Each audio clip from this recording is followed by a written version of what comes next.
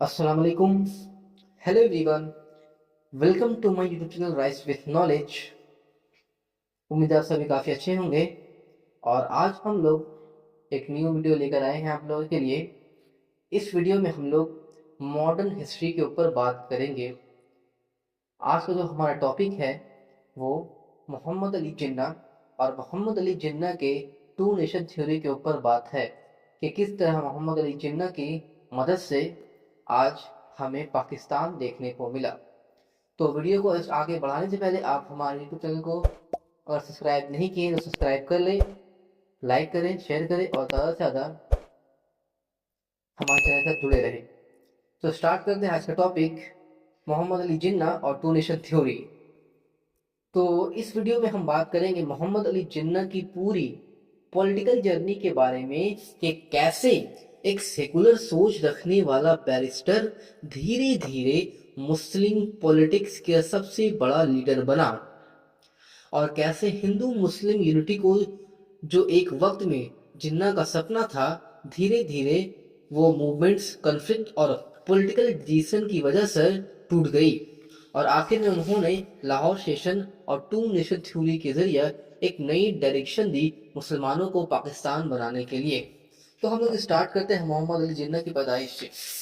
तो मोहम्मद अली जिन्ना जिनका जन्म 25 दिसंबर 1876 को कराची में हुआ। उनके फादर जिन्ना भाई पूंजा एक वेल्दी मर्चेंट थे और मदर मीठी भाई एक सिंपल हाउसवाइफ थी। बचपन से ही जिन्ना काम, इंटेलिजेंट और एक्सट्रीमली डिसिप्लिन लड़के थे। उन्होंने अपनी स्कूलिंग अर्ली जो शुरुआती कुली स्कूलिंग है पढ़ाई वो कराची से हासिल की। 16 साल की उम्र में ही उन्हें इंग्लैंड भेजा गया ताकि वो जाकर वहां पर एक क्वालिटी एजुकेशन हासिल कर सके। और वहां से जब जिन्ना वापस लौटे 1896 में तो फुल्ली क्वालिफाइड बैरिस्टर बनकर इंडिया वापस आए। और इंडिया वापस आने के बाद वो बहुत साल तक बॉम्बे में अपनी लॉ की प्रैक्टिस करते रहे और धीरे धीरे करके वो उनका जो सोच है, उनका जो इन्फ्लुएंस है वो पॉलिटिकल के ऊपर पड़ा, यानी सियासत में पड़ा। और धीरे धीरे करके वो भी पॉलिटिकल इंटरेस्ट बढ़ाने लगे और 1906 में जिन्ना इंडियन नेशनल कांग्रेस ज्वाइन कर लेते हैं। उस वक्त उनकी जो आइडियोलॉजी थी बिल्कुल सेकुलर थी। वो चाहते थे कि इंडिया हिंदू और मुस्लिम मिलकर बनाएंगे, यानी इंडिया को हिंदू और मुस्लिम मिलकर बनाएंगे और मिलकर साथ चलाएंगे। उनकी पूरी शुरुआती जो पॉलिटिक्स थी वो हिंदू मुस्लिम यूनिटी के आसपास घूमती थी, इसलिए उन्हें ambassador of Hindu Muslim unity भी कहा जाता था। जिन्ना की यूनिटी वाली सोच ठीक चल रही थी, लेकिन 1905 से 1925 के बीच कुछ ऐसे पॉलिटिकल मूवमेंट्स हुए जिसकी वजह कर हिंदू मुस्लिम का जो रिलेशन था वो पूरी तरीके से खराब होकर रह गया। ये मूवमेंट्स हिंदू और मुस्लिम दोनों साइड्स के बिलीफ को पूरी तरीके से चेंज करने लगे और धीरे धीरे करके हिंदू मुस्लिम एक दूसरे के दुश्मन बनने लगे। तो सबसे पहला जो मूवमेंट था, जैसे कि सबसे पहला इंसिडेंट था जिसकी वजह कर हिंदू मुस्लिम के दरमियान इत्तेफाक पैदा हुआ, तो वो है इंतशार पैदा हुआ। वो चीज़ क्या है? Partition of Bengal 1905। मुस्लिम ने पार्टीशन को सपोर्ट किया। उस टाइम वेस्ट बंगाल, हम लोग जानते हैं कि पहले के टाइम पे वेस्ट बंगाल और ईस्ट बंगाल दोनों एक ही बंगाल में शामिल था।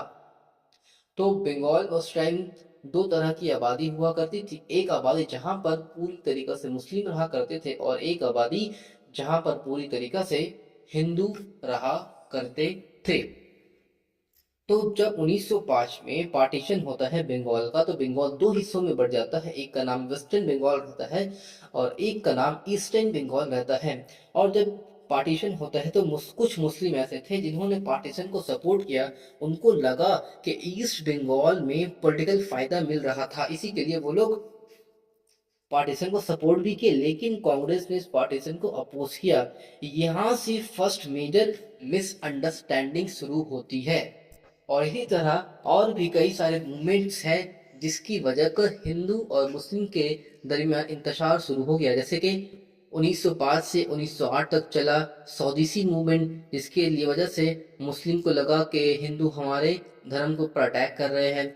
हिंदू उर्दू कंट्रोवर्सी जो कि 1900 से 1907 तक चली, जहां पर उत्तर प्रदेश में हिंदी को ऑफिशियल लैंग्वेज बनाने की डिमांड हुई। तब मुस्लिमों ने ये चीज़ को समझा कि हमारे कल्चरल आइडेंटिटी पर अटैक हो जा रहा है। तो धीरे धीरे करके दोनों के दरमियान यहाँ पर इंतशार फैल रहा है।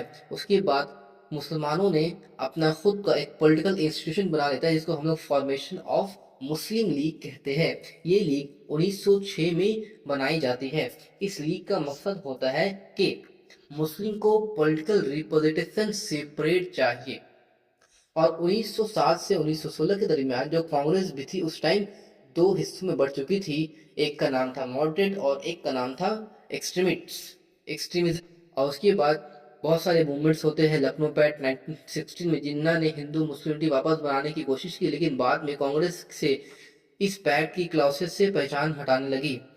तो इसके साथ बहुत सारे मूवमेंट चले, खिलाफत मूवमेंट, शुद्धि एंड संगठन मूवमेंट, मोपला रिबलियन। ये सारे जो मूवमेंट थे, ये मूवमेंट एक तरह से वजह बनते जा रहे थे हिंदू और मुस्लिम को एक दूसरे से अलग करने के लिए।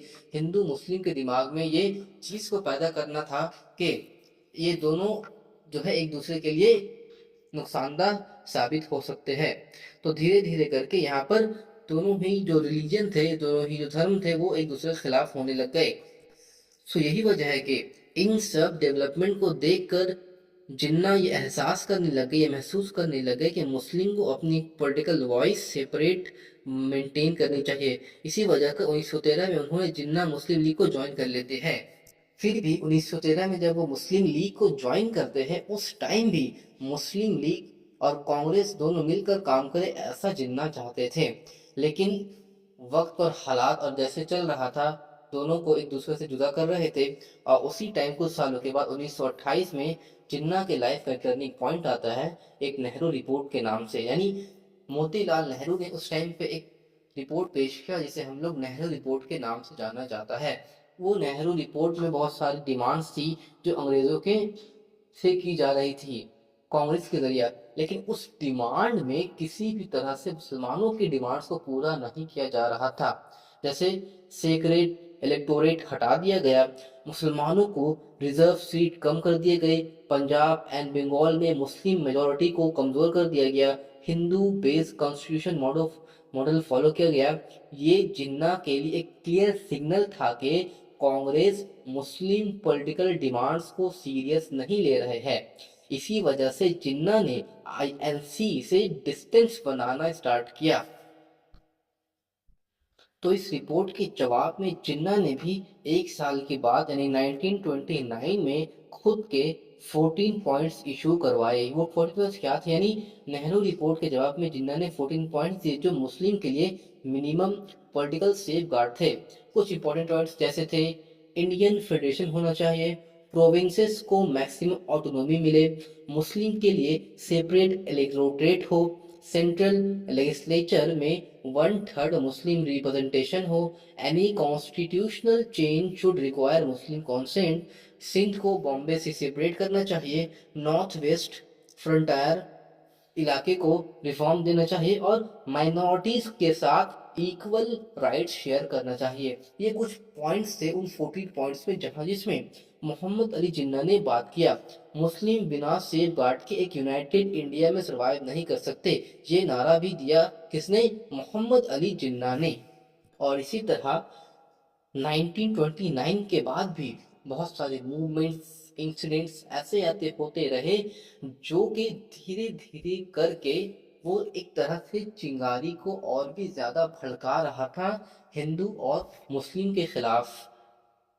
जैसे राउंड टेबल कॉन्फ्रेंस जो कि 1930 से 1932 तक चला, जिन्ना लंदन में पार्टिसिपेट करते हैं।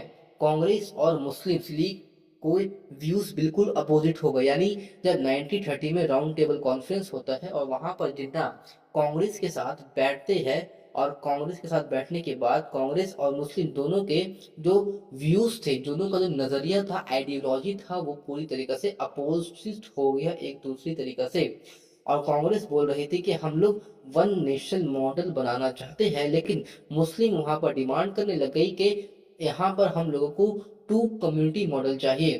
तो धीरे धीरे करके वो लोग और भी ज्यादा एक दूसरे के खिलाफ होने लगे हैं। उसके बाद कम्युनियल अवार्ड आता है 1932 में, जहां पर ब्रिटिश ने मुस्लिम को सेपरेट इलेक्टोरेट दे दिया।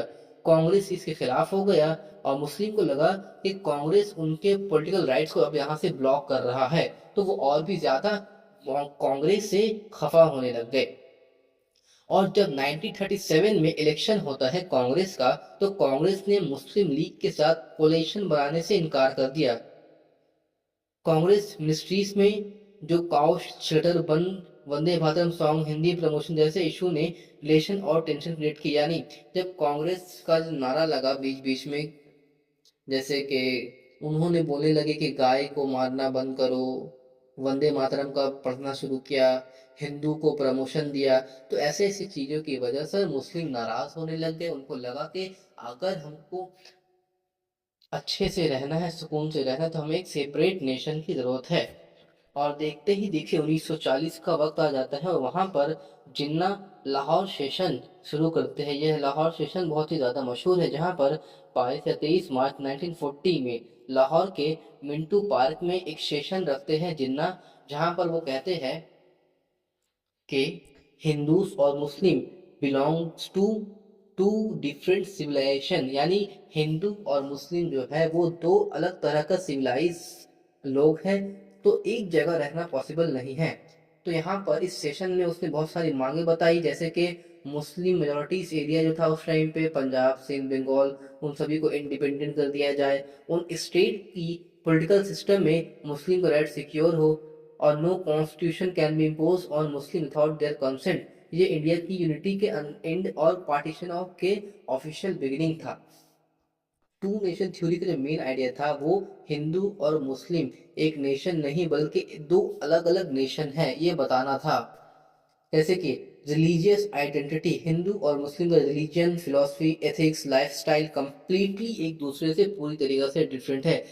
दोनों का कल्चर जो आइडेंटिटी है, इस्लामिक कल्चर अरबिक से पर्शियन इन्फ्लुएंस से बनी है और हिंदी कल्चर संस्कृत वेद से बनी है। दोनों का जो सोशल स्ट्रक्चर था, हिंदू सोसाइटी कास्ट बेस्ड है और मुस्लिम सोसाइटी में सब इगैलिटेरियन है, यानी सब इक्वल है। उन लोग का बैकग्राउंड काफी डिफरेंट है। तो इसी तरह से यहाँ पर मोहम्मद अली जिन्ना कहते हैं कि हम दोनों का एक साथ रहना पॉसिबल नहीं है, तो हम लोगों को एक सेपरेट नेशन यानी पाकिस्तान की ज़रूरत है।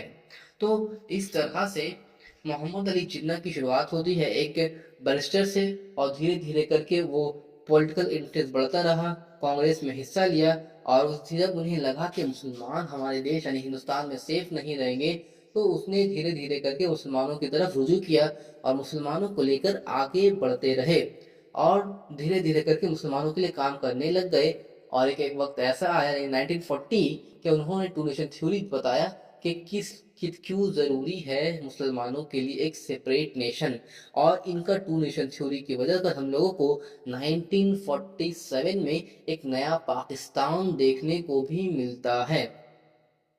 तो उम्मीद है आप सभी को हमारा वीडियो पसंद आया हो, आपको समझ में आया हो। आप हमारे वीडियो को लाइक करें, सब्सक्राइब करें और शेयर करें कि आने वाले टाइम पे हम लोग इसी तरह का वीडियो और ज़्यादा बनाते रहे।